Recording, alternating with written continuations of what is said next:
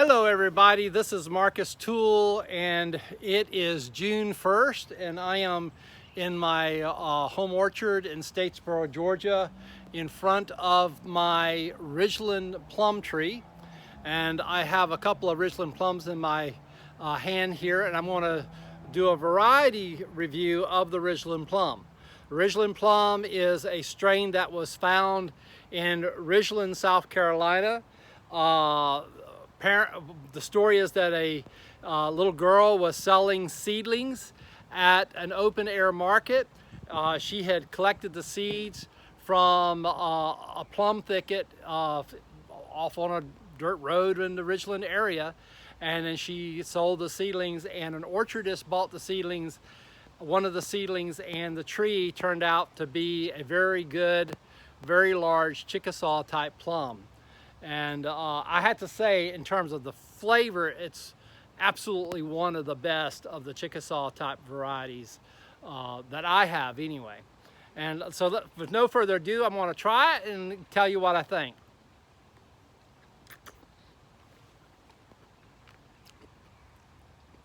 Oh, it's so good. So sweet. This is my favorite variety of the ones that I grow.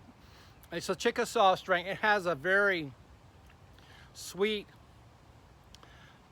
tangy, kind of pineapple-y flavor, kind of peachy. It's kind of intermediate between the two. In that sense, it's a little like Toole's Heirloom, but its own thing. And it's just so sweet and so good. The plums aren't particularly pretty. They're big. They're kind of yellow on one side and pink on the other. Very common. They look a lot like Miss Bessie plums, except on average, I'd say they're about twice the size of Miss Bessie plums. Some of the plums are quite big. Some of the plums are a little bit smaller. They're not super uniform. They're all kind of peach shaped. As far as I can tell, the tree stays very healthy. It's not a real fast grower, so they don't get big. My hunch is this tree's acting like it's going to not get much taller than about 10 feet.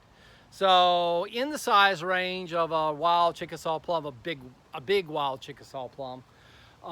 It might get bigger than that in terms of the tree. Seems very disease resistant. I haven't had any pest issues. It's as far as I know, it is pollinized by wild Chickasaw plum.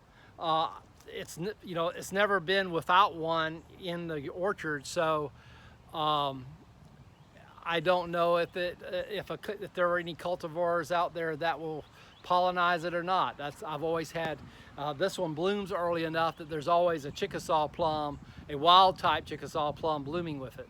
So I don't know what it would do without a wild type Chickasaw available to bloom with it.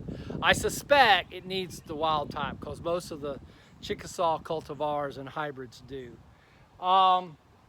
Excellent plum, late season for a Chickasaw strain, and I highly recommend it. I get suckers from it. I also have scion to sell in the wintertime. So I sell trees in the fall and suckers in the winter.